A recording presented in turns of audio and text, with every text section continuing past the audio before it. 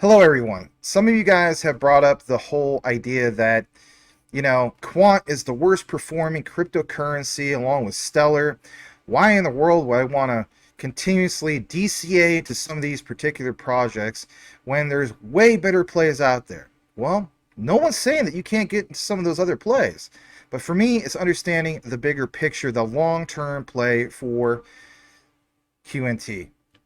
So, you guys have brought up the whole thing of Quant, their competition, more in particular, Fnality. And there's other competitors, don't get me wrong, but Fnality. Well, we're going to address that. And also what you saw in the thumbnail. World Bank. Did they really choose Quant? Did they officially choose Quant? Great questions. Let's jump into today's outline. If you're new, I hope I can earn your subscription. Smash that like if you haven't done so already. And consider staying to the end of this outline. You're going to want to hear some of the key findings and why it's important, especially when it comes to the World Bank and Quant. So let's jump into this. We're going to start off first with this particular one from the World Bank. Why is that important? We'll show you why here in just a bit. So here it is from the Quant network. And one of the main things it talks about is this commercial stablecoin issuance. Now, this is a while back, and this, of course, is from Andrew Carrier. But when I've gone ahead and got more into this, found some key things that I want us to all consider when it comes to this outline. So you will see here how it mentions specifically Fnality. And, it mentions that the whole idea of stablecoins is fine for customer-only cross-border payments, for example, with the JP Morgan ecosystem. But look what it states, guys. It is not possible on a bank-to-bank basis.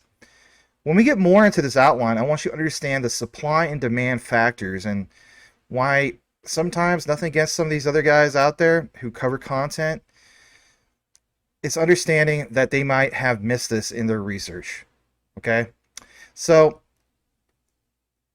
talking about this, because some of you guys have brought up the whole thing of like JP Morgan. So JP Morgan coin, if you weren't aware, could not process and settle payments with Barclays coin. And they have an example. And the example says, basically, this would mean exchanging one bank's credit for another bank's credit. Now, of course, Quant, they're always going to talk about interoperability, but for an interoperable cross-border payment mechanism to work, it requires what? Digitized cash and the credit quality of central bank money. Banks may still choose to develop their own stablecoins for various reasons, but in the context of capital markets, such as improving trade finance costs and efficiency, a more consortium-led approach might evolve. Back again to what? Larry Fink of BlackRock. His recent interviews within the last year, he's consistently mentioned capital markets. So that's worth pulling out. A little bit more about this. In 2019, a group of 15, including BNY Mellon, Commerce Bank, and Credit Suisse, came together to establish London-based Fnality International. Now, they aim to bring central bank money into a digitized form. It says this will allow banks to significantly reduce their intraday liquidity requirements and will crucially overcome the credit risk conundrum referred to above.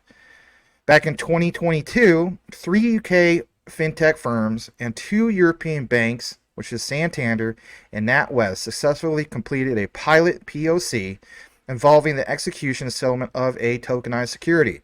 The payment leg was settled in a test central bank money-backed digital asset called the ecosystem testnet. Goes on to mention this guy, Christopher Agathangelu, if I'm pronouncing that right, head of digital capital markets and flow credit at NatWest, said at the time, quote, distributed ledgers and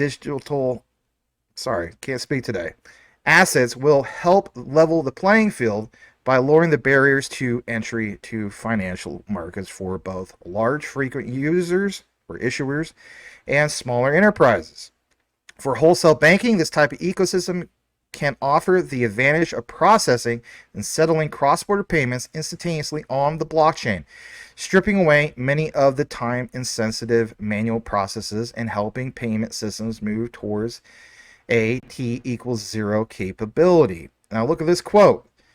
You need settlement finality. Once the payment settles, it's done. There's no recourse. Whatever system you have on chain needs to provide that legal protection, says Fnality CEO Romeus Rom. Again, I'm probably butchering that up. He believes that banks could save, quote, as much as $16 billion a year on liquidity cost provisions. And of course, there's other benefits in regards to stablecoins and so on. And I don't want to necessarily get into all that because we covered that, right, many times. So you see Fnality basically being mentioned here in regards to Quant.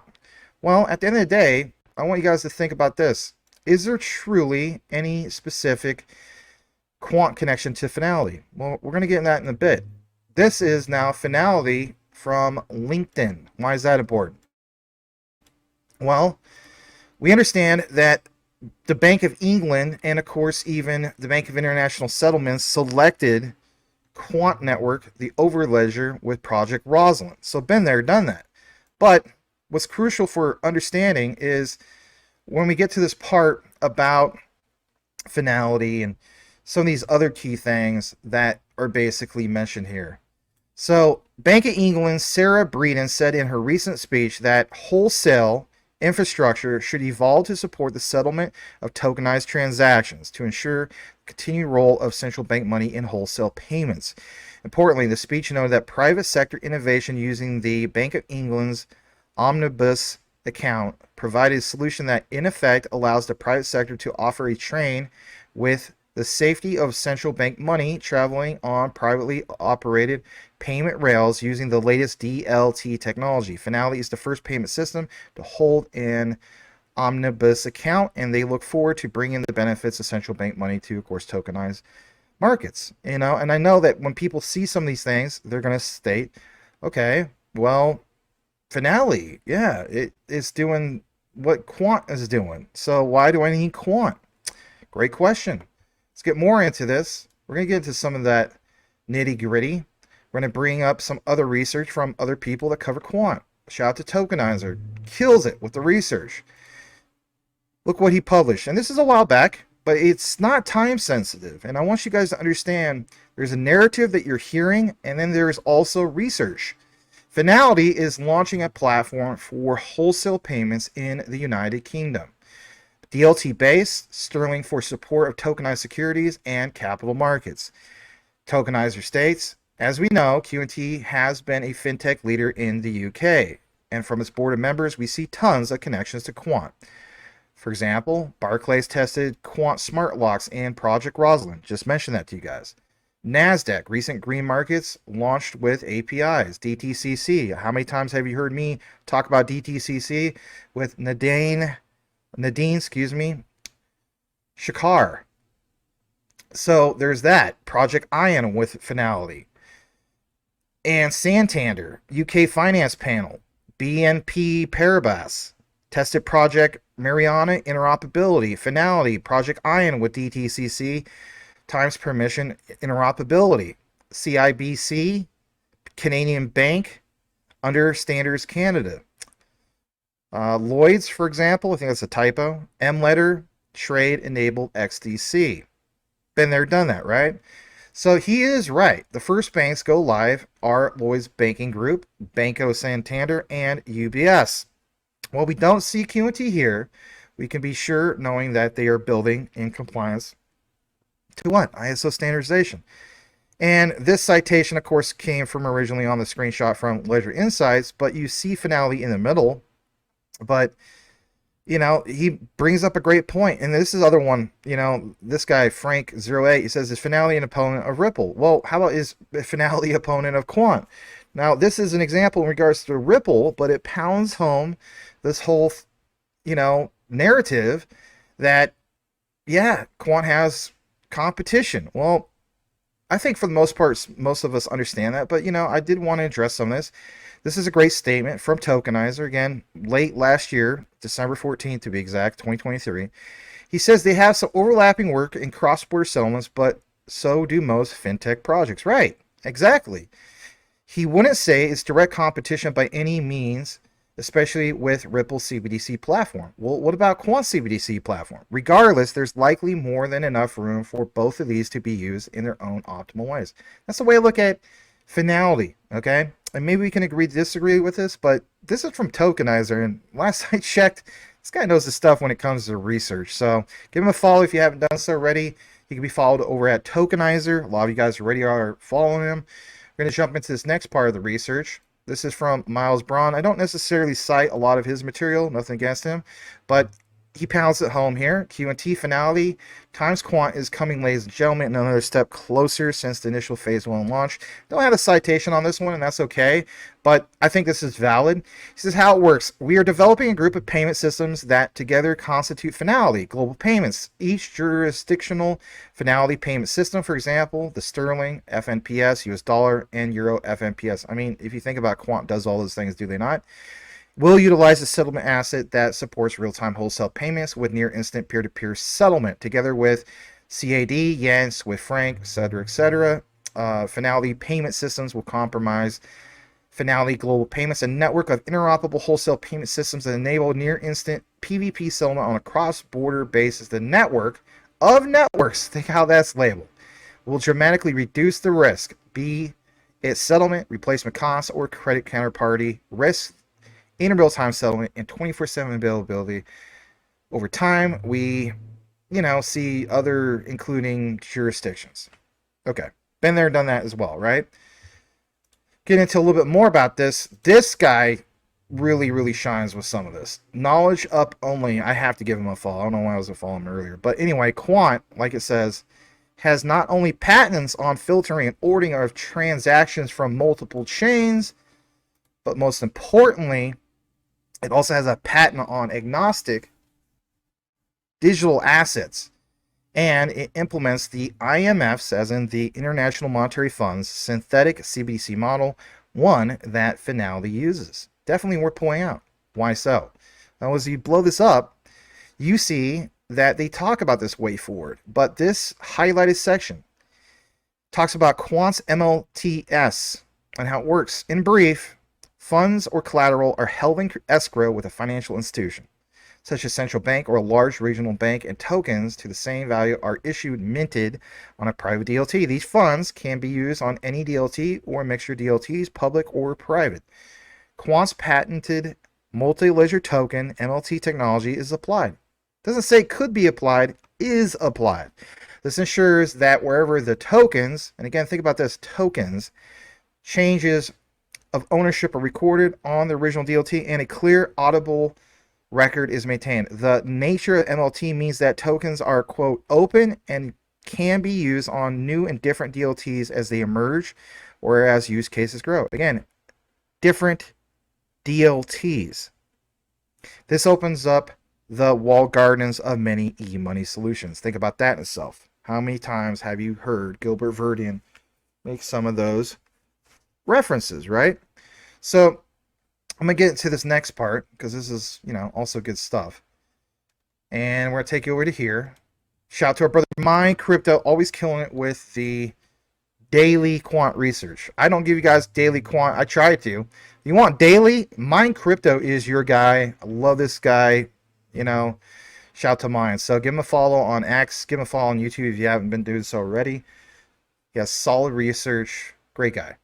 QNT is not long until Fnality launches. I wonder who they will be using. And this is where I'm going with this. Okay, so if you're wondering where is this going, it's collaborations, everybody. Quote from Mind: interoperability is key to tap into the $125 to $127 trillion market. That's a lot of money. Sir John Cunliffe, indirectly referencing Fnality, again, the dots. Think about this, guys. I know I do this quite often, but I'm not going to do it today. What about Quant? What if they just did 1% of some of this? Can you imagine how much QNT per token will be worth? Just throwing that out there. All right, so indirectly referencing Fnality, again, connecting the dots. Sir John's speech indirectly referenced Fnality, the wholesale settlements solution, waiting for the banks to go ahead to launch. The settlement token is backed by commercial bank money held in omnibus account at the central bank. I think we just talked about some of this, right? So, hence, once it might view it as a wholesale stablecoin or synthetic CBDC, the bank is considering the risk and benefits of innovations in wholesale settlement, including the use of stablecoins for wholesale purposes. Right. But is there more to it than just this? Well, of course. Here's a response from Fnality International, to be correct. So, banks in Germany are preserving their bank-to-bank payments market with bank deposit tokens minted onto DLT networks. As Ledger Insights covered, interoperability is key to tap into that reference of what Mind Crypto was talking about, $125 to $127 trillion market, alongside private wholesale CBDC alternatives like Fnality. Again, alternatives. So it's not just Fnality, and I understand that's competition, but it's also collaborative competition. Okay, that's one thing I definitely want to pound home here. All right, getting into a little bit more. This is good. This is real good.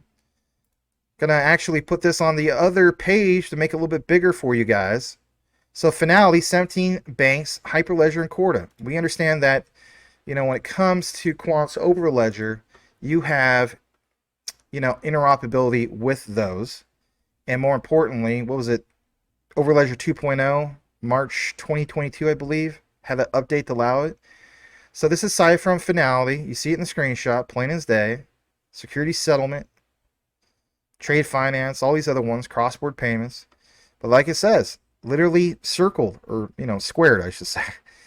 Interoperability, connect to any blockchain, Hyperledger, Corda, etc., or legacy platforms. Doesn't Quant do all that? And all the new news as of a few months ago in regards to Quant and not just Hyperledger, but Quant and especially R3 Corda. Finally seeing confirmation, going from speculation to confirmation. So that's big. That's totally big. What about some of these other things? Unique strengths for Fnality global payments. Well, we understand the participants, and they're part of some of these liquidity pools and so on. But you better believe that you can see collaborations. So it's not just a case of direct competition. All right, is that all I have? No, it's not. The next part I want to get into is this right here. And this is also good stuff. It says that the move is already beginning to happen as several options for fiat-based tokenized money have now been deployed in collaboration with regulators. We've seen Quant mention this numerous times. So these regulators ready coming to market. Well, if anything, think about it, guys.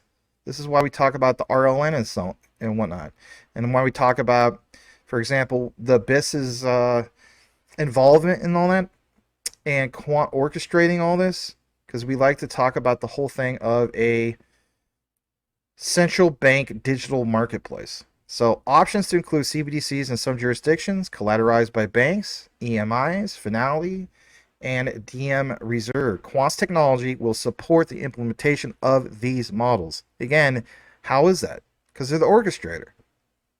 As the Overledger DLT gateway has unique features to link settlement, think about that, clearing, retail layers for tokenized money, while Overledger Network will connect to strategically important tokenized currencies to facilitate fully tokenized payments services using DLNs. And if you're wondering what that stands for, digital, ledger networks, okay? Not DLTs, because we understand what the DLTs are. A little bit more about this.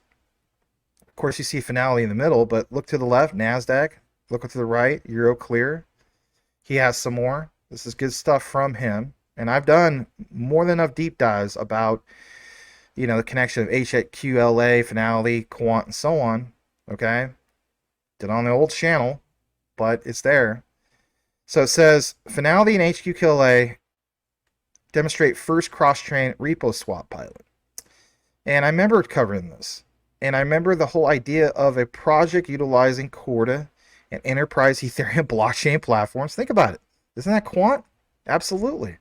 Demonstrations showcase the potential of cross-chain interoperability in the financial industry, allowing for enhanced liquidity, reduced counterparty risk. The pilot also led to R3 and Hara's contribution to Hyperledger Lab, Harmonia. Look at this part. Fnality times Fintium milestone. Delight to have executed successful proof of concept completion of the first cross-chain FX settlement transaction test across Fintium Corda platform and 2 Fnality payment systems. Again, 2 Fnality payment systems. Sometimes we forget about some of these things. What is Fnality Global Payments? It's a network of Fnality payment systems interoperable with one another 24/7, 365, enabling near instant PvP settlement cross borders. So for some people, they're going to be like, this is good enough for me, and you might not like the idea of even being in Quant. But here's where it gets really good. Let's open this up in another tab. You will see here this example of Overledger platform. Why? Well, this is going to pound home everything you saw in the outline. An enterprise API that interconnects DLT, blockchains, platforms, and networks. I just mentioned that, right? In regards to DLNs, interoperable, connect to any network without overhead or limits.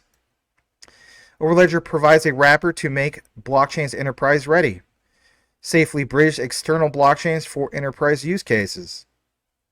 Of course, this was taken with somebody's cell phone. Apologize, kind of smeared when I blow it up. But you have in-house MDApps, Quant MDApps, and of course those third-party MDApps.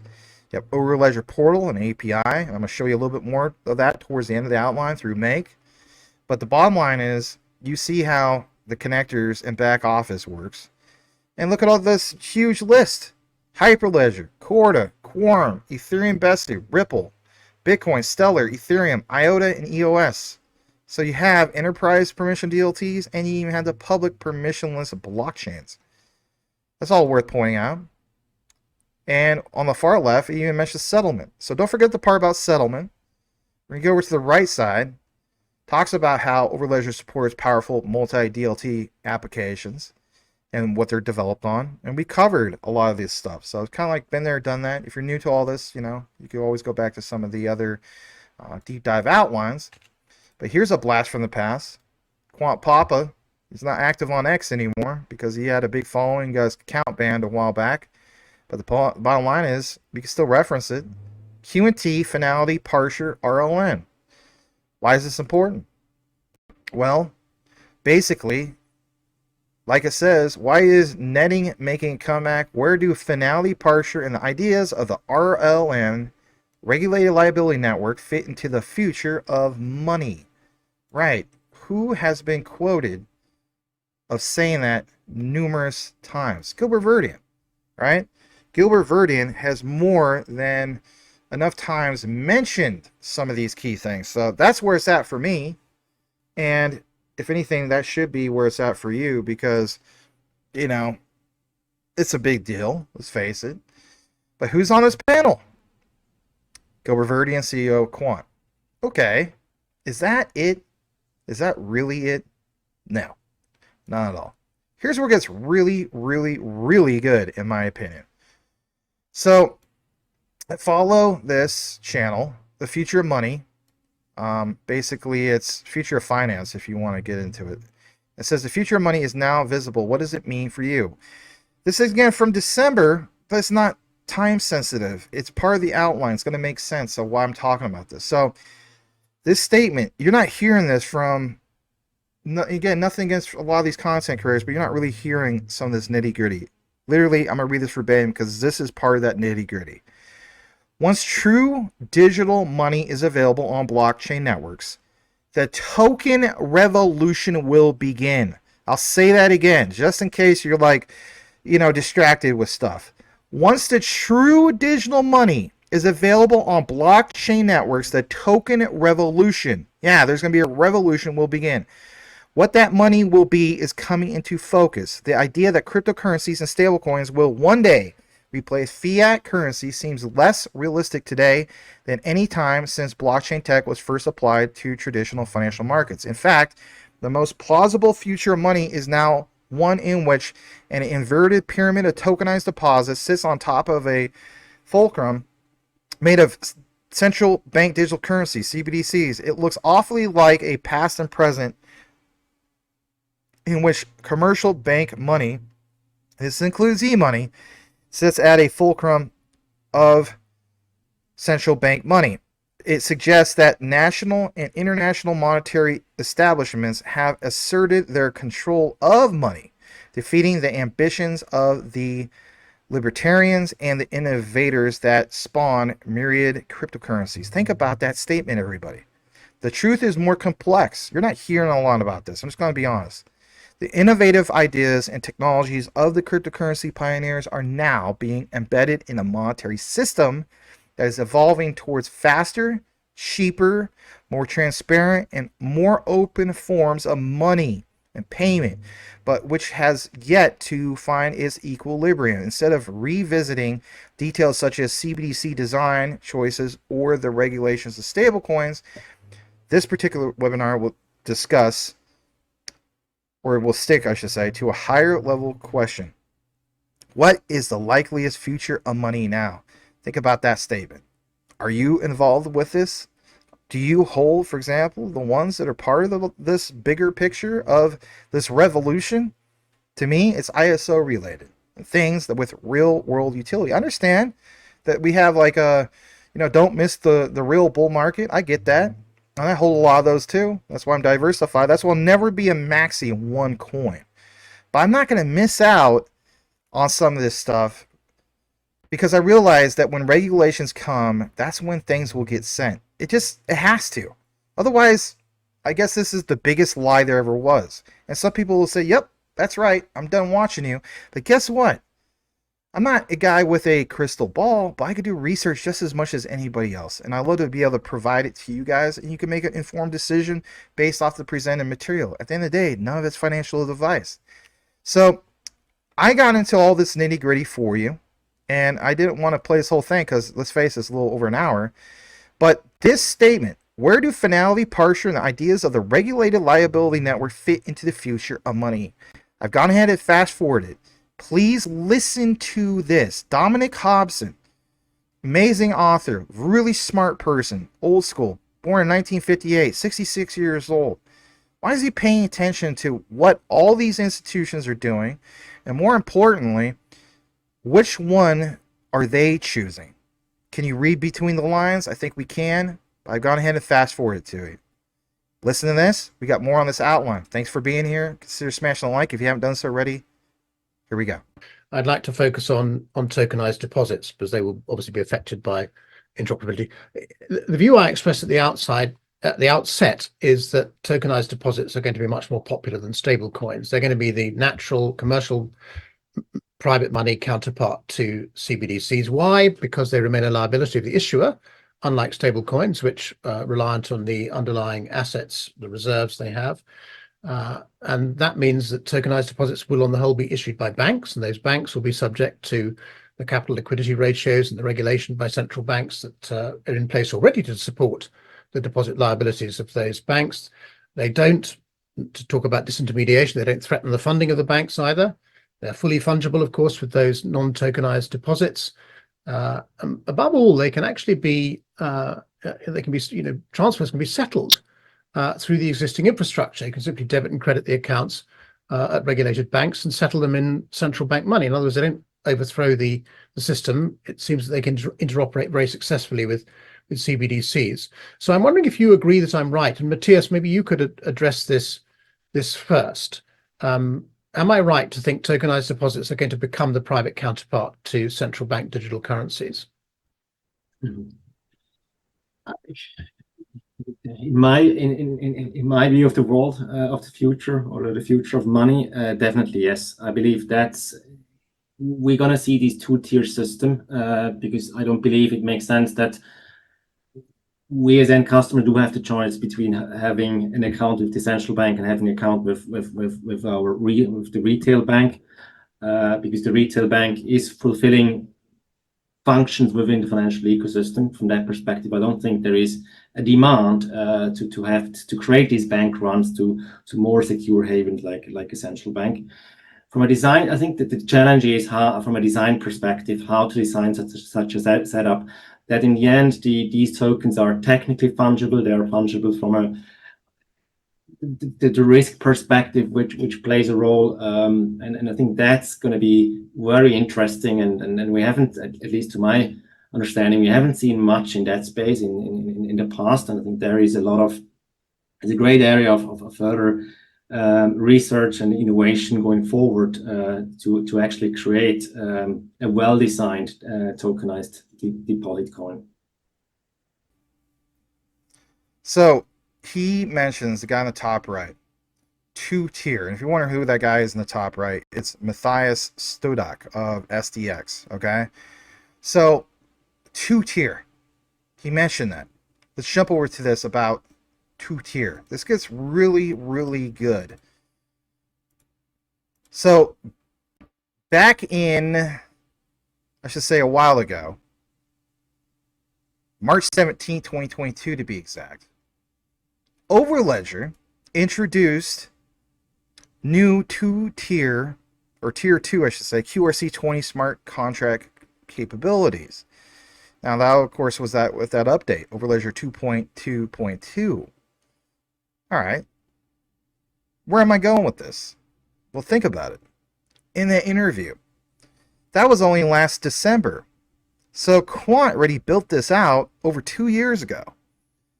And I'll just get to the point. With Overledger 2.2.2, MDApp developers can deploy tier 2, QRC20 smart contracts using Ethereum Ropsten testnet tier 2. I'm so used to saying it the other way. Tier 2 QRC20 functionality built on the existing capabilities of Quant's Tier 1 QRC smart contracts. QRC20 tokens function like Ethereum's standard counterpart, ERC20, with the same definitions and structures for smart tokens, while ERC20 are designed for deployment on Ethereum network. QRC20 tokens will be blockchain agnostic and work across multiple distributed ledger technologies. MDApp developers can use their APIs to increase their token supply, deploy and mint. Remember that? I don't know if you guys caught that at the beginning of the outline. We talked about that. And reduce their token supply by burning their own QRC20 tokens. Once the QRC20 Tier 2 contract is deployed, a new set of QRC20 Tier 1 and Tier 2 APIs will be automatically updated, supporting new created Tier 2 QRC20 tokens. So that aged really, really well because we saw that literally come into fruition with that example. So to take you to the next part of this, I'm going to take you over to this key part from Fnality. Now, why am I going to do that? Well, because I want you guys to understand, again, there's a bigger picture here, as I would say. And the bottom line is also getting into the whole notion, and I mean that respectfully, of, why this is all significant, okay?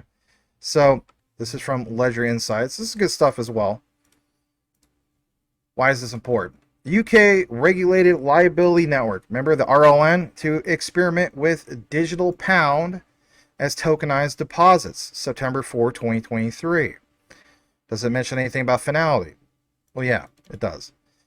It says, basically speaking, that you have tokenized deposits for cross-border security settlement. And out of the 3 UK regulated liability network use cases, wholesale cross-border payments came last regarding feasibility. All right. States that the RLN's participants recognize the potential benefits of improved speed and 24/7, 365 availability and reduced risk. However, I'll highlight it. Cross-border payments are seen as a more complex because of the need to involve overseas regulators. True. But what do you see in regards to that call to action like Gilbert Verdian mentioned over at EBA Day 2024 in Lisbon, Portugal? It was a call to action because he let everyone know that regulations are basically, without saying it, are going to happen. And, the flip of the switch, if you will happen and either, you know, ish or get off the pot, basically, you know?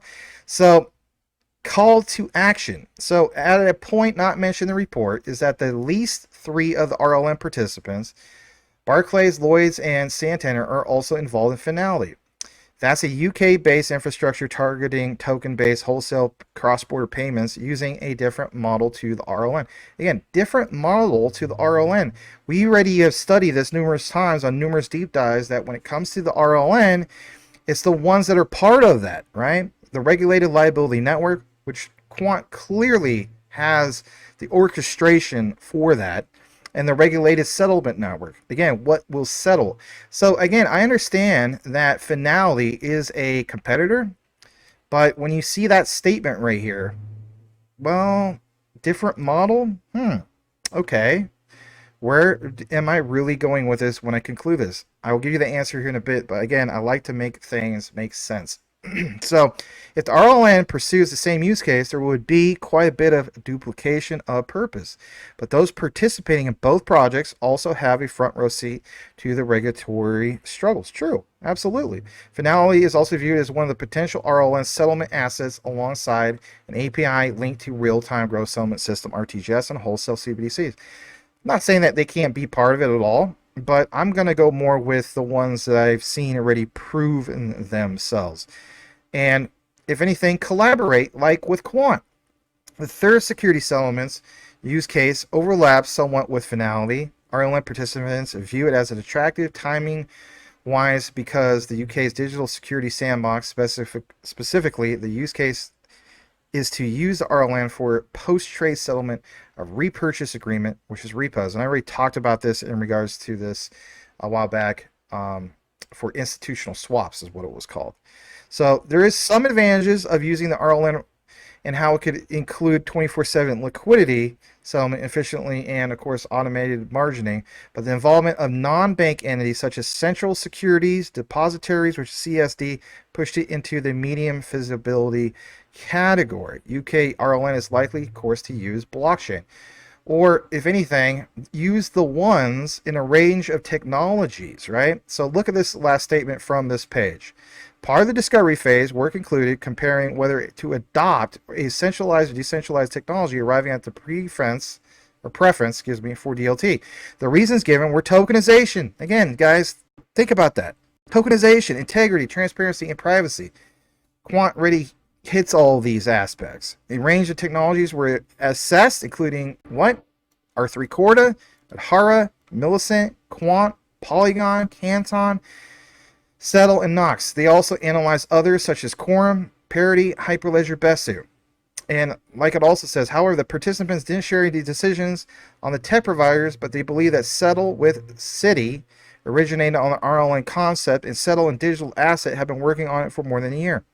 And we already discovered what? Recently, that you have Citi and also even Swift going with the Overledger. That was one of the other deep dives that we talked about recently. All right. So we've been there, done that. What about this whole thing of this white paper? All right. Let me show you this for a second. So remember, it was either from, I believe, Mind Crypto or somebody else. They talked about Fnality and some of these other ones like DM Reserve. Says that there's a move. And basically speaking, yeah, here it is on this one. Major cryptocurrencies. This is from, excuse me, I got to backtrack. This is from assets.website-files.com. It's a PDF. Just to give you a headline. The 3-year DLT market evolution. It was written by Martin Hargreaves. So I didn't want to skip over that, like, hey, you're just citing something out of thin air. No, not really. But I wanted to get to this part. So it mentions from Martin Hargreaves himself. Look at this statement. This is really, really something else. Major cryptocurrencies will always exist in the same way that online gambling will always exist, but they will coexist with collateralized single currency and multi-currency stablecoins, leaving little space for less trusted algorithmic stablecoins. Within a few years, perhaps as few as 3 cryptocurrency will be marginalized by a move towards fiat fiat-backed tokenized money enabled by DLNs. This is why Quant puts so much focus on that. It says, in fact, this is already beginning. It's already happening. But in order for it to happen, several options for this fiat-backed tokenized money have now been developed in collaboration. I'll state that again. Collaboration with regulators and are already coming to market. These options include CBDC in some jurisdictions collateralized by banks, EMIs, Fnality, and DM Reserve. But Quant's technology, yes, Quant will support the implementation of these models as well as the Overledger DLT gateway has unique features like link settlement, clearing, retail layers for tokenized money. Overledger network will connect strategically important tokenized currencies to facilitate fully tokenized payment services using, of course, DLNs. At Quant, we see overwhelming evidence that the world of DLT is now seeing a shift of focus from technology to business, a shift that will introduce the new era and use case innovation based around DLNs. Indeed, this era has already begun. National infrastructure are already beginning to blossom, and more regional DLNs will rapidly emerge as regulatory harmonization evolves. Think about that. They always mention that harmonization. It's here at Quant Technology that it will play a key role, critical role in fast-tracking the development and implementation of DLNs at all levels. Why? Because of its commercial, national, and regional DLNs infrastructure. That's the bottom line, right? All right. I want to share some key things with you guys because we mentioned a lot and we're not even at the part about the whole thing of the World Bank yet, but we will be. So talked about this whole thing of, you know, this tier 2 QRC smart contract implications for, of course, Quant. At the end of the day, I mean, what's so significant about it? I mean, it sounds cool, sounds a little bit, I guess you could say, you know, technical. I thought I would put it into layman's terms for you guys to understand, have a better understanding of why all this is important and why it makes sense. So the number one thing I want to get into is back to that reference about tier 2 QRC smart contracts on Ethereum Ropsten testnet via Overledger. Okay, the significance. So for Quant, it definitely did strengthen Overledger's position. It was a move that solidified Overledger's role as a robust, interoperable platform capable of handling complex smart contract functionalities, of course, across multiple blockchains. If anything, all blockchains. As we know, over 100. And like they said, if one is not on the list, let them know, and you know they'll try to get the job done, right? I'm sure that whatever company's requesting that is going to have to pay for that, but they can still get the job done through the Overledger. Would it accelerate the adoption of QRC20? The answer is yes. And this is why I'm bringing it to you guys, because at the end of the day, we talk about adoption, but we're not at mass adoption yet.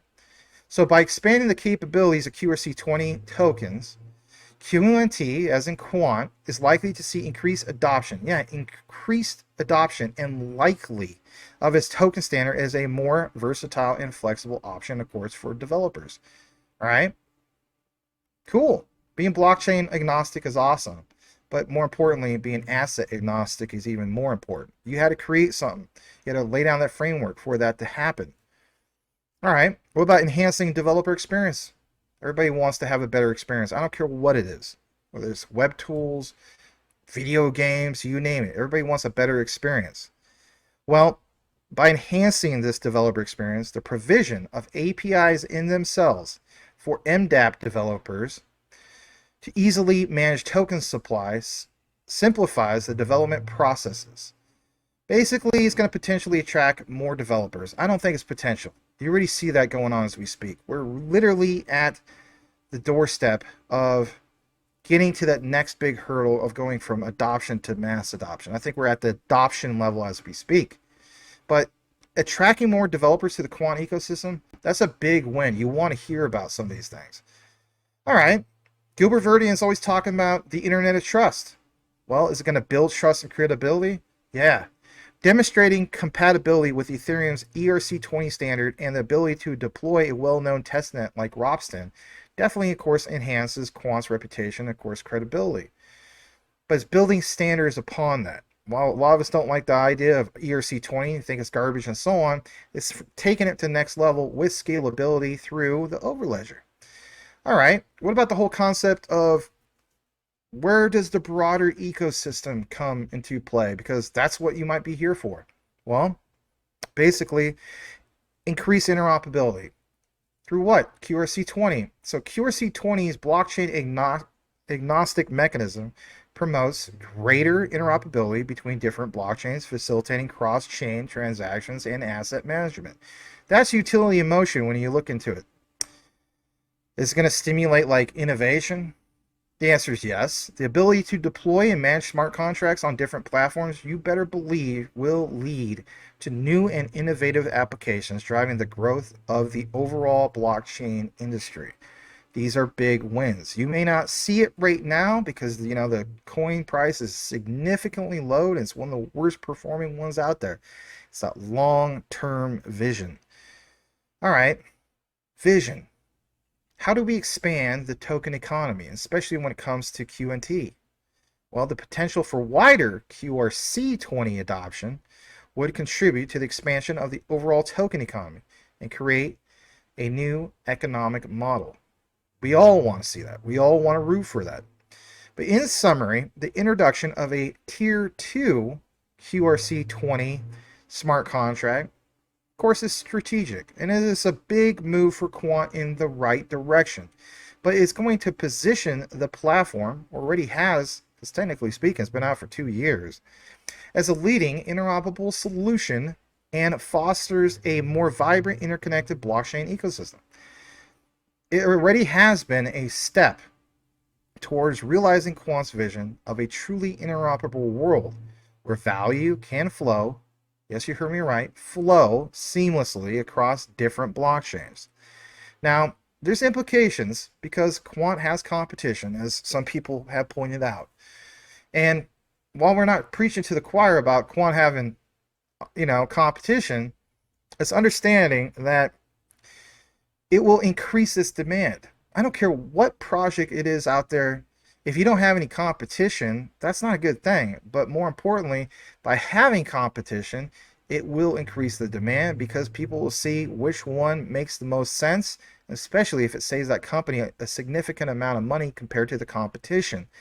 So the utility of Overledger is growing. The demand for QNT, the platform's native token, is going to rise. It may not rise today or tomorrow or next week or next month, but I'm still betting on that ISO 222 mandate when we talk about the orchestration and how ISO TC 307 is the complementing factor of it all. Say what you want, the Overledger doing the orchestration of harmonization, right? So it's going to lead to more strategic partnerships. We've already seen this. Collaborations. Again, collaborations. You may very well see Quant soon making an announcement. I think that's a ticking time bomb in regards to doing something with Fnality. Fnality might not want to do all that they're trying to accomplish on the budget they have and just trying to recreate the wheel, if you will, of only doing their own thing. Quant can come into play and help them orchestrate what they need by doing collaboration. That simply makes sense. So seeing the two sit on the same panel, seeing the two basically rub elbows and being at different conferences, the writing's already on the wall. But it's understanding the expanded market reach with the potential for wider QRC20 adoption. You heard me right. Quant will tap into new markets and user segments. So that was one thing I wanted to point out. The other thing I want to talk about is this, and I'm going to give you some examples literally again from Make and some other examples, even talking about World Bank here in a bit as we wrap things up because we need to. And that is this. We have to address the elephant in the room in regards to settlement finality. No pun intended. I'm not talking about finality as in the company. I'm talking about actual finality. Okay? So Quant's Overledger, what does it aim to do in regards to this topic? Well, they aim to provide settlement finality by acting as an interoperable platform that connects different blockchains. We kind of know that. But while it doesn't inherently guarantee finality on its own, it plays a crucial role in enabling and facilitating systems that do. Now, where I want to go with that is this. Quant can't guarantee finality on everything, but it's what it's interoperable with, what it can settle with. And at the end of the outline, and I showed this before, it's been a while, I'm going to show you guys again that demo. And that demo is going to show you how, with the Overledger, you can settle, for example, by switching from QNT to settle with Ripple's XRP. That's a huge win, and that's just one of many examples. So there's that. But it's that finality, right? How it plays a crucial role in how it facilitates systems that are part of the mix. So two things I want to get into, and that is this. We're always talking about interoperability with Quant. By connecting different blockchains, Overledger allows for transactions to be executed across multiple blockchains, potentially increasing the robustness and security, of course, of settlement process. The authorized platform gets that job done. Would it leverage blockchains, strengths, whether it's Ripple XRP, Stellar XLM, XDC, and so on? The answer is yes, because the Overledger combines the strengths of different blockchains, and the Overledger can contribute to a more secure and final settlement environment. Again, final settlement environment. Lifting barriers by getting rid of walled gardens, this is what we're talking about, right? So when supply and demand forces kick in, and we have this flip of the switch moment, you have the orchestrator of it, you should look at things like Ripple, Stellar, XDC. They are all part of that orchestra, if you will. They all play a different instrument, and some of them play common instruments, right? As we know, if you've ever been to like a big orchestra concert, is there just one person playing the flute? Is there just one person playing the violin? No. But there's always one that will orchestrate the whole thing, and I think that's a good analogy. So I want to talk about this for a second, okay? And that is back to the topic of smart contracts. Well, smart contracts need automation. So the Overledger can execute smart contracts across different blockchains, automating the settlement process and reducing the risk, of course, of human error. Again, human error. They have already crossed their T's and dotted their I's in that regard because they have all the tools built into the Overledger platform. Well, smart contracts can incorporate complex conditions and rules, ensuring that settlements are only finalized when specific criteria are met. And again, some of these platforms that boast interoperability and so on are not fully built yet. But if anything, it'd be more beneficial for them to collaborate to get that final thing done by collaboration with Quant. All right, let me talk about this as well. Data integrity. From what I gathered, everybody wants to see the realization of immutable records. Well, with the Overledger, it's going to provide access to immutable transaction records, enhancing transparency and trust in the settlement process. And I'm going to show you, again, an example in regards to that here in a bit. But the ability to trace transactions across different blockchains can improve auditability and accountability. I mean, think about it, authorize, Quant's authorize. That's part of their product suite over at the Overledger. So all these things are very, very important to point out. But more importantly, I want you guys to understand its regulatory framework will be the next big step, and legal recognition of settlement finality is crucial. Overledger's role in this aspect, as we know, is still evolving. All right, I'm going to do now is I'm going to jump over to this example, and I've already created it for you guys to give you an example. So it's already primed and ready to go. Why am I doing this? Well, I want you guys to see it firsthand. I know this is a really extensive deep dive, but not every day I get to talk about Quant's competition and talk about the World Bank and stuff like that. So let me go ahead and present this to you. I've cited this from Quant before, and basically it's like this. Look what it says. We have made these examples: integration, Overledger, payment rails. So what do we have here? Well, you see here firsthand that the Overledger makes an API call. All right, it connects to a payment rail. What we're going to do, get a payment. Then, after everything's said and done, we are going to finalize an order. All right, and then if you're wondering, well, what about on the tail end? Will Quant through the Overledger signed transaction? Yeah. So it's all there from beginning to end. That's utility being put into motion. And that's why I wanted to share that with you. All right. That sounds good, but that's just an example. That's your example, Max. Well, yes, I get that. But the bottom line is this. When you see statements, even from the World Economic Forum, the WEF, about how they explore blockchain interoperability, and they bring up the whole thing of how, Hyperledger had an early stage labs project initiated by Accenture called the Blockchain Integration Framework, and how it currently, at the time, enabled exchange of on-chain data or assets between Hyperledger Fabric, Quorum, and even R3 Corda. Well, boom, R3 Corda is already part of the Quant mix. That was already mentioned a few months ago. Been there, done that. But they mentioned that another one that's more focused on exchange currencies or digital assets is Ion from Clearmatics, the developer behind utility settlement coin Fnality. So some people say, oh, well, looks like WF is really gung-ho Fnality. Well, look what else it says.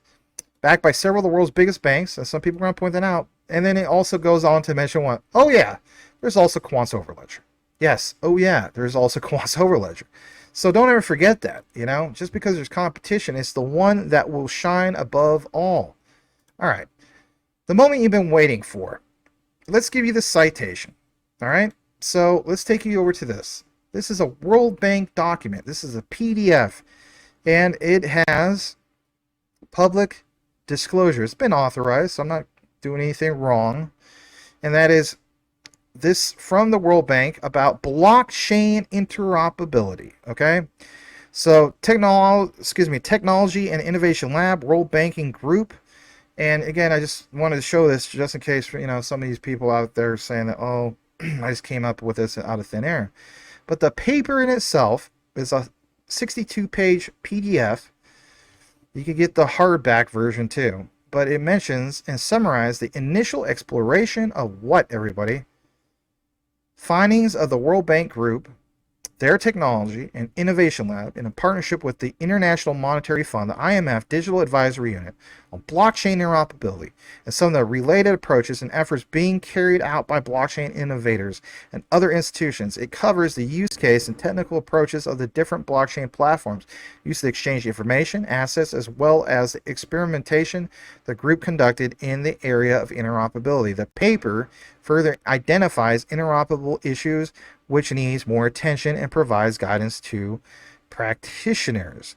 Goes on to mention that blockchain interoperability work, a team of technology practitioners from the World Bank Group, Information Technology Solutions, and IMF's Digital Advisory Unit. Since 2017, the World Bank Group Technology and Innovation Lab partnered with IMF Digital Advisory Unit to explore blockchain distributed ledger technology, including through the Learning Coin project. Now, is there one single mention anywhere here about Fnality? The answer is no. But is there any mention at all in regards to Quant? And again, this is from the World Bank, okay? So the answer is yes, they mentioned the whole thing of Quant. And why is this important? Because right here, an interoperable digital architecture is now imperative for the exchange of data and digital assets of the digitalization of trade, e-commerce, e-government services. Interoperability also has direct implications of the organization's business model and its strategic positioning to deliver value. Some technology providers initially might be less focused on interoperability issues. Again, some are less focused, as each would like to grab a larger part of the market, especially those reliant on network effects. The emergence of multiple new alternatives, in addition to legacy instruments, could result in further fragmentation rather than solving the challenges if the issues around standards and interoperability are not addressed through multi-stakeholder coordination. Interoperability can result from the efforts of a single entity rather than it requires a governance group made up of all stakeholders active in this field. This governance group will administer and make decisions on business agreements, legal terms, and technical feasibility. This group will also manages to say the data standard of interoperability. Authorized totally does that, such as smart contract, entities, digital assets. The governance model could help to establish business partnership, which is not constricted by technological limitations. Okay, interesting. So, what do we have? Well, it's the approaches. In this statement, I think I'm going to pound it home right here. It says, technically, blockchain interoperability seeks to achieve one fundamental goal, namely ensuring the integrity of both information exchanges. For example, data exchange among business systems and value transfers, digital assets exchange. For example, crypto tokens literally says it right there. So for one, crypto tokens doesn't say, well, the non-crypto tokens. Nope, it says crypto tokens. So this narrative that you've been hearing from other people, nothing against them, God bless them. You know, if someone got something against me, God bless them. World Bank literally says crypto tokens. Then it goes on to mention internet protocols such as TCP/IP and APIs have a set of good examples of achieving data interoperability. However, value transfer has been an application layer concern and not a protocol level concern in the traditional internet context. With blockchain becoming the internet of value, ensuring the integrity of value transfer across different blockchains has become a problem to address the foundational layer, and also needs to be considered at the blockchain network protocol level as well. Think about that. Please take a moment if you need to read that again or pause, unless you're, of course, driving down the road, to hear that again. It says, in addition, there are attempts to create interoperability among different blockchains at the middleware level. For example, blockchain agnostic smart contracts, and here's an example, DAML by Digital Assets Holdings, or Quant Networks, multi-blockchain dApps, MApps.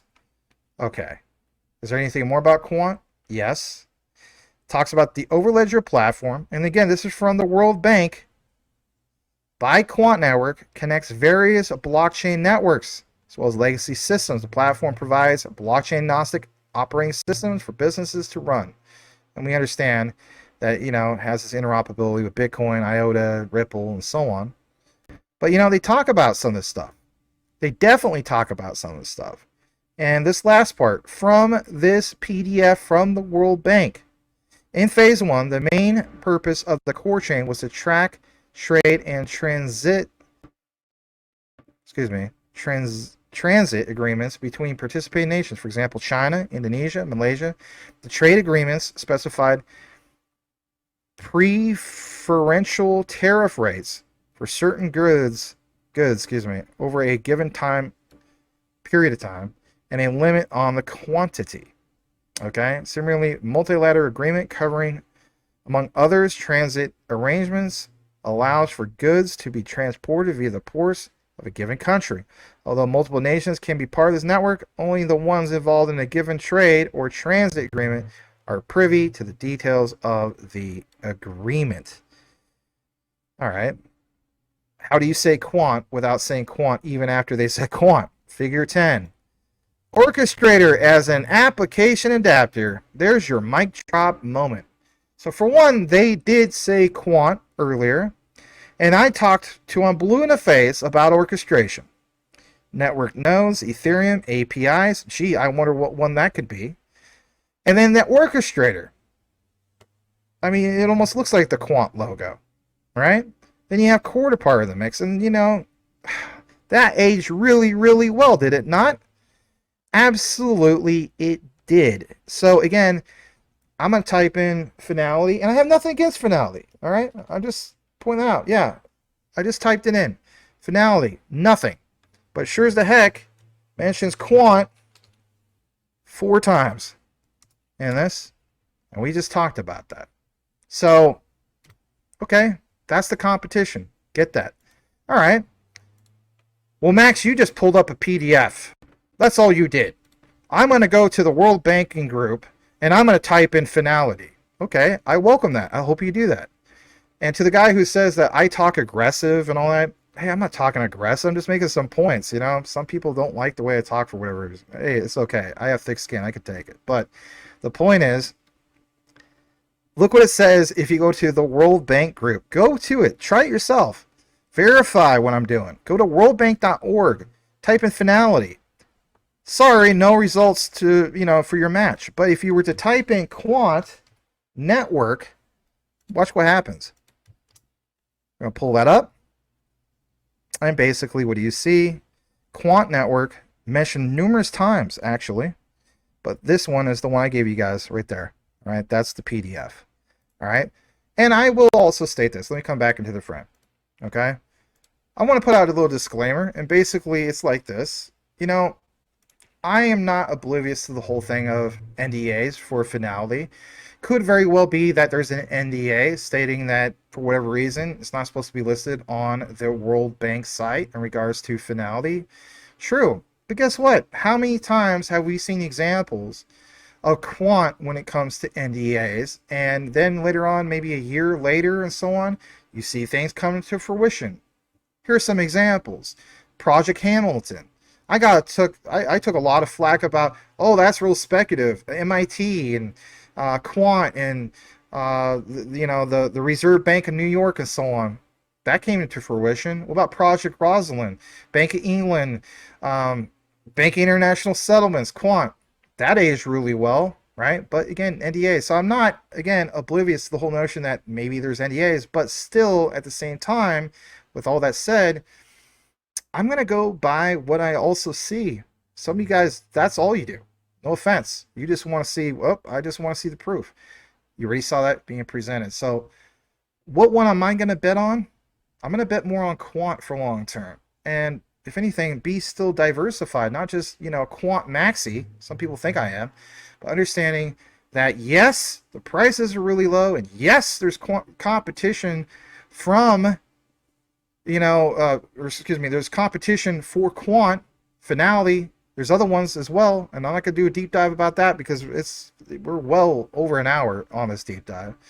But I wanted to share this with you. And again, the World Bank, yeah, they chose Quant.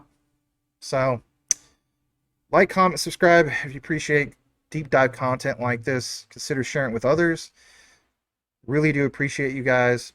If you don't hold any cold storage solutions, check out the Decent wallet at the end of this particular promotion. I should say promotion. A little ad at the end. And links in the description. So thanks again for watching, everybody. We'll see you on the next one. If managing your crypto feels like solving a puzzle, it's time to switch to Decent Wallet. Say goodbye to complicated setups and hello to Decent Wallet, the hassle-free solution to your digital currency needs. With just a few taps, you can manage, track, and secure your crypto with unmatched ease. And here's the best part. Grab your Decent Wallet at a discounted price by using the referral link below. Don't miss out on making your crypto experience smoother and more secure.